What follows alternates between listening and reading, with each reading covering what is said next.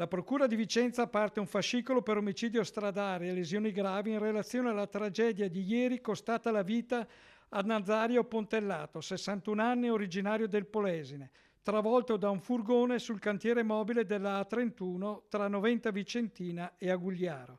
Restano gravi le condizioni dell'altro operaio colpito dal veicolo e ricoverato in terapia intensiva al San Bortolo. Gli accertamenti della polizia stradale devono stabilire le cause dell'improvvisa perdita di controllo dell'autista, dal malore alla distrazione. Il magistrato di turno ha disposto il sequestro dei mezzi. Pontellato, dipendente della Est Cantieri, stava effettuando operazioni di manutenzione insieme ai colleghi, quando il furgone ha sfondato il cordolo di protezione e lo ha travolto senza possibilità di scampo. La vittima, appassionata di musica e prossima alla pensione, viveva a Villa Marzana. Perdiamo una persona splendida, un lavoratore serio, dice commosso il sindaco Daniele Menon.